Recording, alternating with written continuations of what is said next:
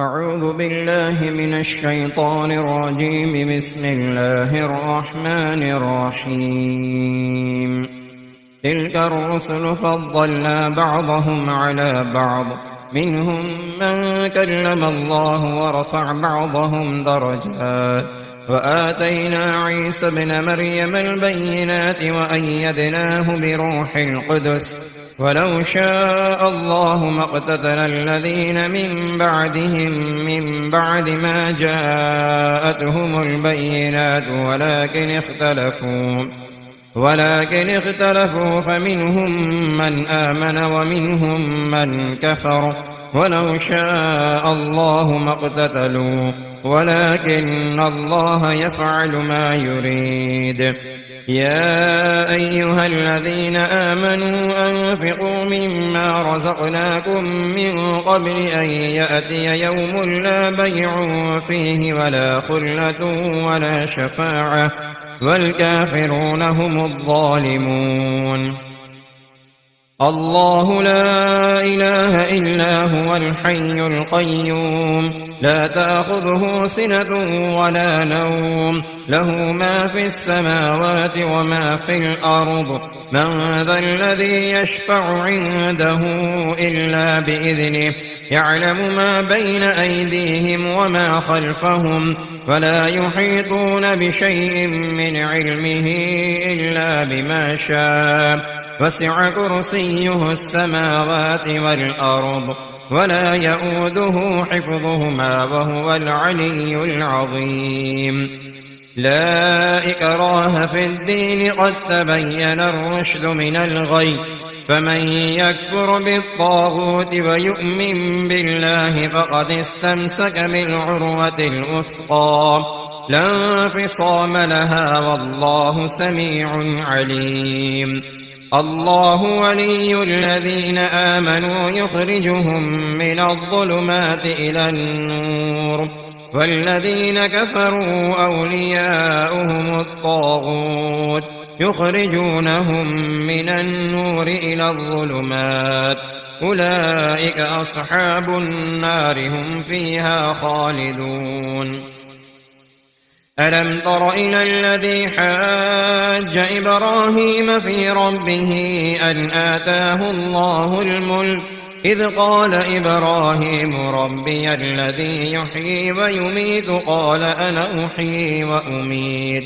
قال إبراهيم فإن الله يأتي بالشمس من المشرق فأت بها من المغرب، فبهت الذي كفر، والله لا يهدي القوم الظالمين. أو كالذي مر على قرية وهي خاوية على عروشها، قال أنى يحيي هذه الله بعد موتها، فأماته الله 100 عام ثم بعثه، قال كم لبثت؟ قال لبثت يوما أو بعض يوم، قال بل لبثت 100 عام، فانظر إلى طعامك وشرابك لم يتسنه، وانظر إلى حمارك ولنجعلك آية للناس، وانظر إلى العظام كيف ننشزها ثم نكسوها لحما، فلما تبين له قال أعلم أن الله على كل شيء قدير. وإذ قال إبراهيم رب أرني كيف تحيي الموتى، قال أولم تؤمن؟ قال بلى ثم ليطمئن قلبي. قال فخذ 4 من الطير فصرهن إليك، ثم اجعل على كل جبل منهن جزءا، ثم ادعهن يأتينك سعيا، واعلم أن الله عزيز حكيم. مثل الذين ينفقون أموالهم في سبيل الله كمثل حبة أنبتت 7 سنابل في كل سنبلة 100 حبة، والله يضاعف لمن يشاء، والله واسع عليم. الذين ينفقون أموالهم في سبيل الله ثم لا يتبعون ما أنفقوا منا ولا أذى لهم أجرهم عند ربهم ولا خوف عليهم ولا هم يحزنون قول معروف ومغفرة خير من صدقة يتبعها أذى والله غني حليم يا أيها الذين آمنوا لا تبطلوا صدقاتكم بالمن والأذى كالذي ينفق ماله رئاء الناس ولا يؤمن بالله واليوم الآخر فمثله كمثل صفوان عليه تراب فأصابه وابل فتركه صلدا لا يقدرون على شيء مما كسبوا والله لا يهدي القوم الكافرين ومثل الذين ينفقون أموالهم ابتغاء مرضات الله وتثبيتا من أنفسهم كمثل جنة بربوة أصابها وابل فآتت أكلها ضعفين فإن لم يصبها وابل فطل والله بما تعملون بصير أيود أحدكم أن تكون له جنة من نخيل وأعناب تجري من تحتها الأنهار له فيها من كل الثمرات وأصابه الكبر وله ذرية ضعفاء فأصابها إعصار فيه نار فاحترقت كذلك يبين الله لكم الآيات لعلكم تتفكرون يا أيها الذين آمنوا أنفقوا من طيبات ما كسبتم ومما أخرجنا لكم من الأرض ولا تيمموا الخبيث منه تنفقون ولستم بآخذيه إلا أن تغمضوا فيه واعلموا أن الله غني حميد الشيطان يعدكم الفقر ويأمركم بالفحشاء والله يعدكم مغفرة منه وفضلا والله واسع عليم يؤتي الحكمة من يشاء ومن يؤت الحكمة فقد أوتي خيرا كثيرا وما يذكر إلا أولو الألباب وما أنفقتم من نفقة أو نذرتم من نذر فإن الله يعلمه وما للظالمين من أنصار إن تبدوا الصدقات فنعما هي وإن تخفوها وتؤتوها الفقراء فهو خير لكم ويكفر عنكم من سيئاتكم والله بما تعملون خبير ليس عليك هداهم ولكن الله يهدي من يشاء وما تنفقوا من خير فلأنفسكم وما تنفقون إلا ابتغاء وجه الله وما تنفقوا من خير يوفى إليكم وأنتم لا تظلمون للفقراء الذين أحصروا في سبيل الله لا يستطيعون ضربا في الأرض يحسبهم الجاهل أغنياء من التعفف تعرفهم بسيماهم لا يسألون الناس إلحافا وما تنفقوا من خير فإن الله به عليم الذين ينفقون أموالهم بالليل والنهار سرا وعلانية فلهم أجرهم عند ربهم ولا خوف عليهم ولا هم يحزنون الذين يأكلون الربا لا يقومون إلا كما يقوم الذي يتخبطه الشيطان من المس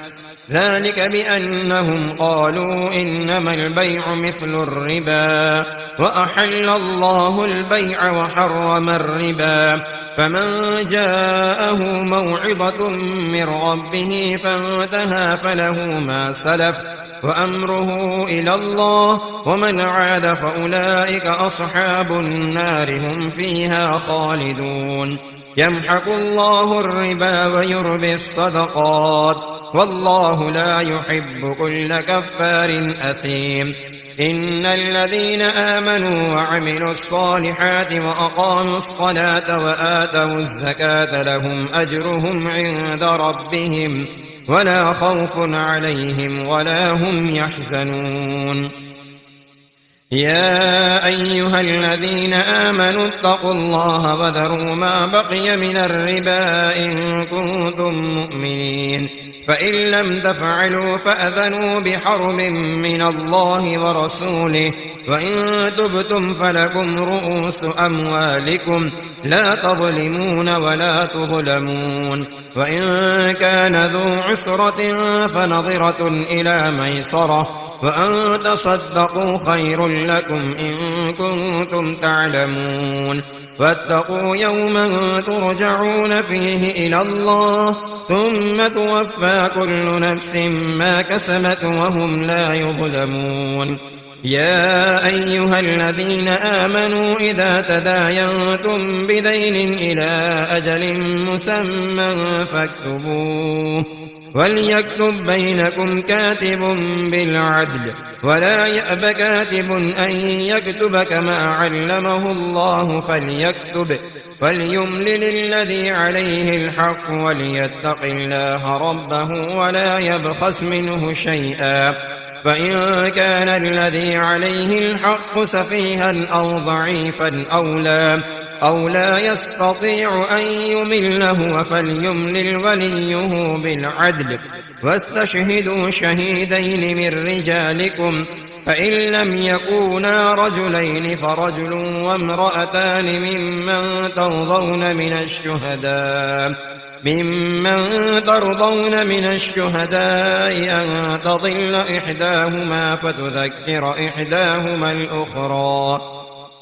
ولا يأبى الشهداء إذا ما دعوا، ولا تسأموا أن تكتبوه صغيرا أو كبيرا إلى أجله، ذلكم أقسط عند الله وأقوم للشهادة، وأدنى ألا ترتابوا إلا أن تكون تجارة حاضرة تديرونها بينكم فليس عليكم جناح ألا تكتبوها، وأشهدوا إذا تبايعتم، ولا يضار كاتب ولا شهيد، وإن تفعلوا فإنه فسوق بكم، واتقوا الله ويعلمكم الله، والله بكل شيء عليم. وإن كنتم على سفر ولم تجدوا كاتبا فرهان مقبوضة، فإن أمن بعضكم بعضا فليؤدي الذي اؤتمن أمانته وليتق الله ربه ولا تكتموا الشهادة، ومن يكتمها فإنه آثم قلبه، والله بما تعملون عليم. لله ما في السماوات وما في الأرض، وإن تبدوا ما في أنفسكم أو تخفوه يحاسبكم به الله، فيغفر لمن يشاء ويعذب من يشاء، والله على كل شيء قدير. آمن الرسول بما أنزل إليه من ربه والمؤمنون كل آمن بالله وملائكته وكتبه ورسله لا نفرق بين أحد من رسله، وقالوا سمعنا وأطعنا غفرانك ربنا وإليك المصير. لا يكلف الله نفسا إلا وسعها، لها ما كسبت وعليها ما اكتسبت، ربنا لا تؤاخذنا إن نسينا أو أخطأنا، ربنا ولا تحمل علينا إصرا كما حملته على الذين من قبلنا، ربنا ولا تحملنا ما لا طاقة لنا به، واعف عنا واغفر لنا وارحمنا أنت مولانا فانصرنا على القوم الكافرين. بسم الله الرحمن الرحيم. ألف لام ميم. الله لا إله إلا هو الحي القيوم نزل عليك الكتاب بالحق مصدقا لما بين يديه وأنزل التوراة والإنجيل من قبل هدى للناس وأنزل الفرقان إن الذين كفروا بآيات الله لهم عذاب شديد والله عزيز ذو انتقام. إن الله لا يخفى عليه شيء في الأرض ولا في السماء هو الذي يصوركم في الأرحام كيف يشاء لا إله إلا هو العزيز الحكيم. هو الذي أنزل عليك الكتاب منه آيات محكمات هن أم الكتاب وأخر متشابهات فأما الذين في قلوبهم زيغ فيتبعون ما تشابه منه ابتغاء الفتنة وابتغاء تأويله وما يعلم تأويله إلا الله والراسخون في العلم يقولون آمنا به كل من عند ربنا وما يذكر إلا أولو الألباب. ربنا لا تزغ قلوبنا بعد إذ هديتنا وهب لنا من لدنك رحمة إنك أنت الوهاب. ربنا إنك جامع الناس ليوم لا ريب فيه إن الله لا يخلف الميعاد. إن الذين كفروا لن تغني عنهم أموالهم ولا أولادهم من الله شيئا وأولئك هم وقود النار. كدأب آل فرعون والذين من قبلهم كذبوا بآياتنا فأخذهم الله بذنوبهم والله شديد العقاب. قل للذين كفروا ستغلبون وتحشرون إلى جهنم وبئس المهاد. قد كان لكم آية في فئتين التقتا فئة تقاتل في سبيل الله وأخرى كافرة يرونهم مثليهم رأي العين والله يؤيد بنصره من يشاء إن في ذلك لعبرة لأولي الأبصار. زين للناس حب الشهوات من النساء والبنين والقناطير المقنطرة من الذهب والفضة والخيل المسومة والأنعام والحرث ذلك متاع الحياة الدنيا والله عنده حسن المآب. قل أنبئكم بخير من ذلكم للذين اتقوا عند ربهم جنات تجري من تحتها الأنهار خالدين فيها وأزواج مطهرة ورضوان من الله والله بصير بالعباد. الذين يقولون ربنا إننا آمنا فاغفر لنا ذنوبنا وقنا عذاب النار. الصابرين والصادقين والقانتين والمنفقين والمستغفرين بالأسحار شهد الله أنه لا إله إلا هو والملائكة وأولو العلم قائما بالقسط لا إله إلا هو العزيز الحكيم. إن الدين عند الله الإسلام وما اختلف الذين أوتوا الكتاب إلا من بعد ما جاءهم العلم بغيا بينهم ومن يكفر بآيات الله فإن الله سريع الحساب. فإن حاجوك فقل أسلمت وجهي لله ومن اتبعني وقل للذين أوتوا الكتاب والأميين أأسلمتم فإن أسلموا فقد اهتدوا وإن تولوا فإنما عليك البلاغ والله بصير بالعباد. إن الذين يكفرون بآيات الله ويقتلون النبيين بغير حق ويقتلون الذين يأمرون بالقسط من الناس فبشرهم بعذاب أليم. أولئك الذين حبطت أعمالهم في الدنيا والآخرة وما لهم من ناصرين. ألم تر إلى الذين أوتوا نصيبا من الكتاب يدعون إلى كتاب الله ليحكم بينهم ثم يتولى فريق منهم وهم معرضون. ذلك بأنهم قالوا لن تمسنا النار إلا أياما معدودات وغرهم في دينهم ما كانوا يفترون. فكيف إذا جمعناهم ليوم لا ريب فيه ووفيت كل نفس ما كسبت وهم لا يظلمون.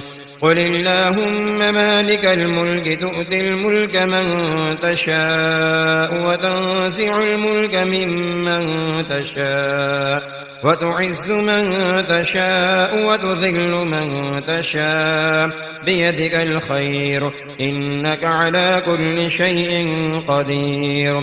تولج الليل في النهار وتولج النهار في الليل وتخرج الحي من الميت وتخرج الميت من الحي وترزق من تشاء بغير حساب. لا يتخذ المؤمنون الكافرين أولياء من دون المؤمنين ومن يفعل ذلك فليس من الله في شيء إلا أن تتقوا منهم تقاه ويحذركم الله نفسه وإلى الله المصير. قل إن تخفوا ما في صدوركم أو تبدوه يعلمه الله ويعلم ما في السماوات وما في الأرض والله على كل شيء قدير. يوم تجد كل نفس ما عملت من خير محضرا وما عملت من سوء تود لو أن بينها وبينه أمدا بعيدا ويحذركم الله نفسه والله رءوف بالعباد. قل إن كنتم تحبون الله فاتبعوني يحببكم الله ويغفر لكم ذنوبكم والله غفور رحيم. قل أطيعوا الله والرسول فإن تولوا فإن الله لا يحب الكافرين. إن الله اصطفى آدم ونوحا وآل إبراهيم وآل عمران على العالمين ذرية بعضها من بعض والله سميع عليم.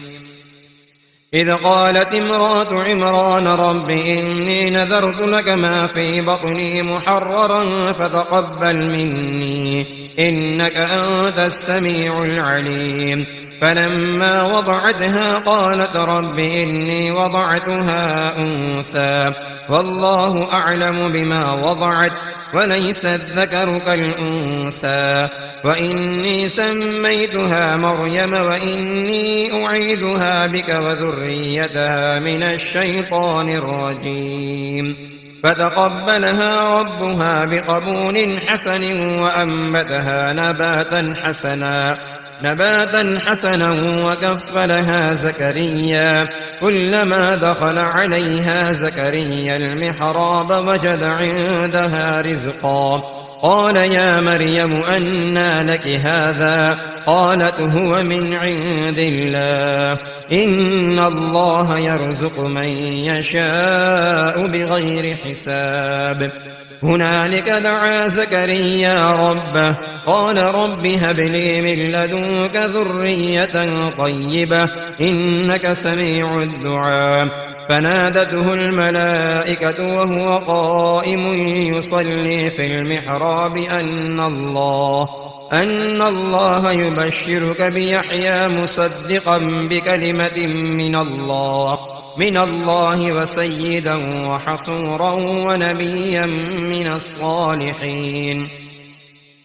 قال رب أنى يكون لي غلام وقد بلغني الكبر وامرأتي عاقر قال كذلك الله يفعل ما يشاء. قال رب اجعل لي آية قال آيتك ألا تكلم الناس 3 أيام إلا رمزا واذكر ربك كثيرا وسبح بالعشي والإبكار. وإذ قالت الملائكة يا مريم إن الله اصطفاك وطهرك واصطفاك على نساء العالمين. يا مريم اقنتي لربك واسجدي واركعي مع الراكعين. ذلك من أنباء الغيب نوحيه إليك وما كنت لديهم إذ يلقون أقلامهم أيهم يكفل مريم وما كنت لديهم إذ يختصمون. إذ قالت الملائكة يا مريم إن الله يبشرك بكلمة منه اسمه المسيح عيسى ابن مريم وجيها في الدنيا والآخرة ومن المقربين ويكلم الناس في المهد وكهلا ومن الصالحين. قالت رب أنى يكون لي ولد ولم يمسسني بشر قال كذلك الله يخلق ما يشاء إذا قضى أمرا فإنما يقول له كن فيكون. ويعلمه الكتاب والحكمة والتوراة والإنجيل ورسولا إلى بني إسرائيل أني قد جئتكم بآية من ربكم أني أخلق لكم من الطين كهيئة الطير فأنفخ فيه فيكون طيرا بإذن الله وأبرئ الأكمه والأبرص وأحيي الموتى بإذن الله وأنبئكم بما تأكلون وما تدخرون في بيوتكم إن في ذلك لآية لكم إن كنتم مؤمنين. ومصدقا لما بين يدي من التوراة ولأحل لكم بعض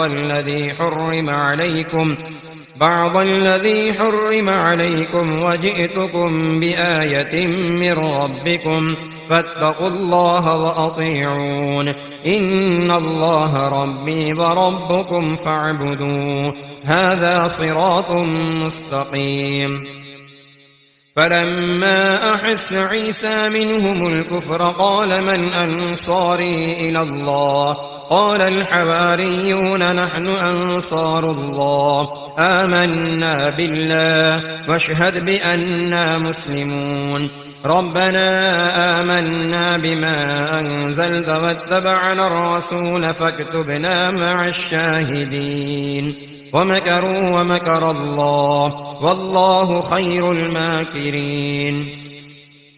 إذ قال الله يا عيسى إني متوفيك ورافعك إلي ومطهرك من الذين كفروا وجاعل الذين اتبعوك فوق الذين كفروا إلى يوم القيامة ثم إلي مرجعكم فأحكم بينكم فيما كنتم فيه تختلفون.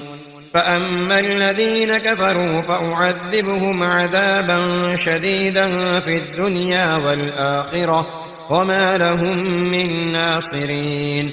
وأما الذين آمنوا وعملوا الصالحات فيوفيهم أجورهم والله لا يحب الظالمين. ذلك نتلوه عليك من الآيات والذكر الحكيم. إن مثل عيسى عند الله كمثل آدم خلقه من تراب ثم قال له كن فيكون. الحق من ربك فلا تكن من الممترين.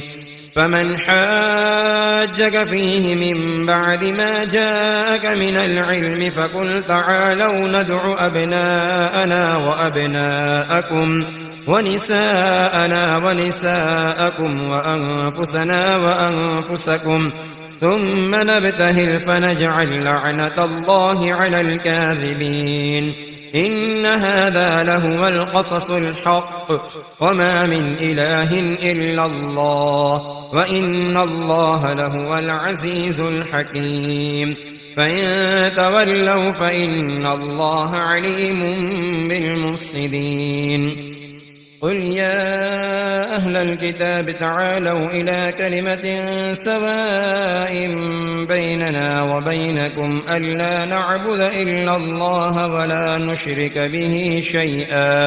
ولا نشرك به شيئا ولا يتخذ بعضنا بعضا أربابا من دون الله فإن تولوا فقولوا اشهدوا بأننا مسلمون يا أهل الكتاب لم تحاجون في إبراهيم وما أنزلت التوراة والإنجيل إلا من بعده أفلا تعقلون ها أنتم هؤلاء حاججتم فيما لكم به علم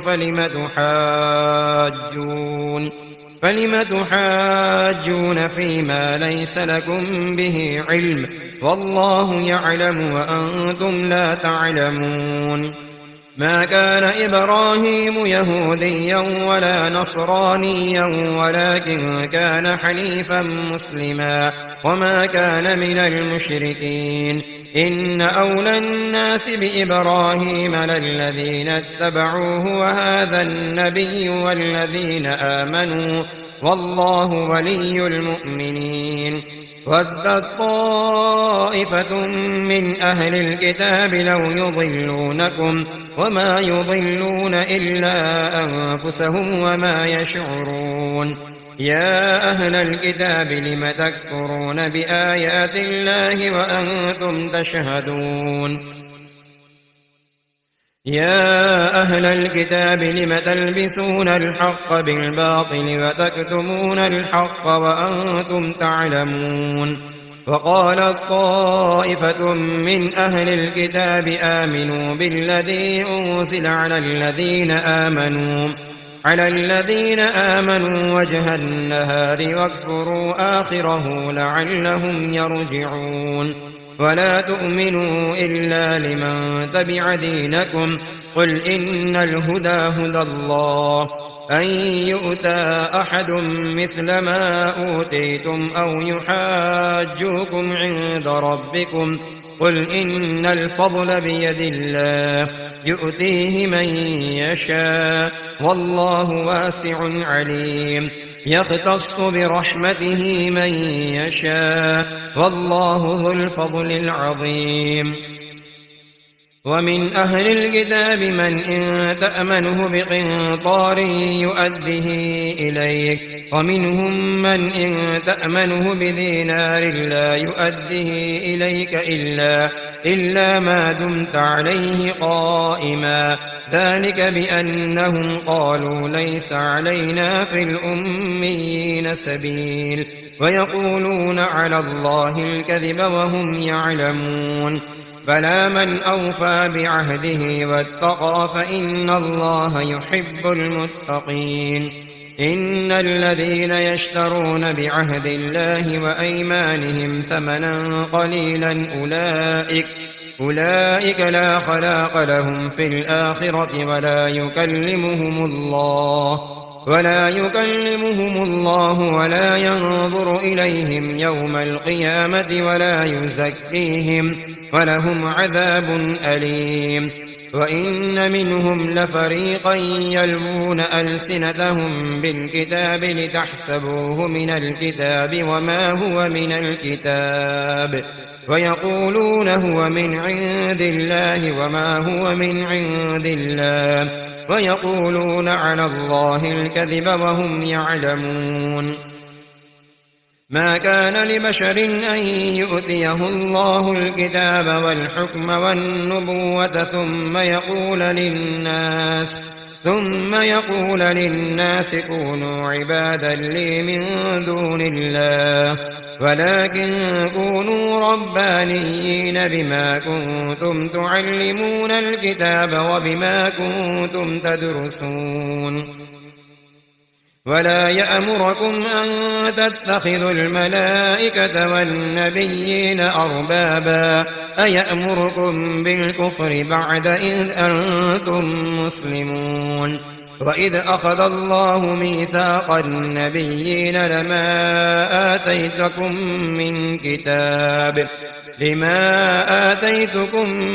كتاب وحكمة ثم جاءكم رسول مصدق لما معكم لتؤمنن به ولتنصرنه قال أأقررتم وأخذتم على ذلكم إصري قالوا أقررنا قال فاشهدوا وأنا معكم من الشاهدين فمن تولى بعد ذلك فأولئك هم الفاسقون أفغير دين الله يبغون وله أسلم من في السماوات والأرض طوعا وكرها وإليه يرجعون قل آمنا بالله وما أنزل علينا وما أنزل على إبراهيم وإسماعيل وإسحاق ويعقوب والأسباط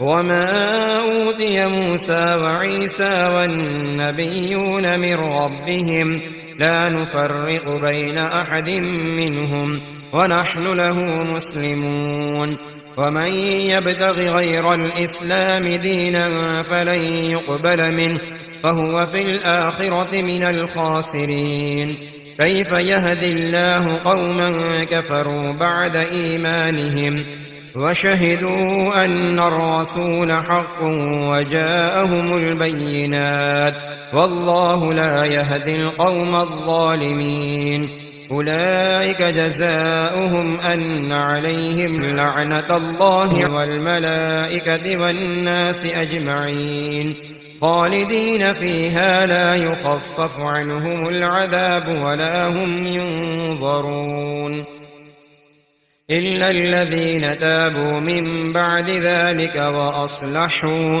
فإن الله غفور رحيم إن الذين كفروا بعد إيمانهم ثم ازدادوا كفرا لن تقبل توبتهم وأولئك هم الضالون إن الذين كفروا وماتوا وهم كفار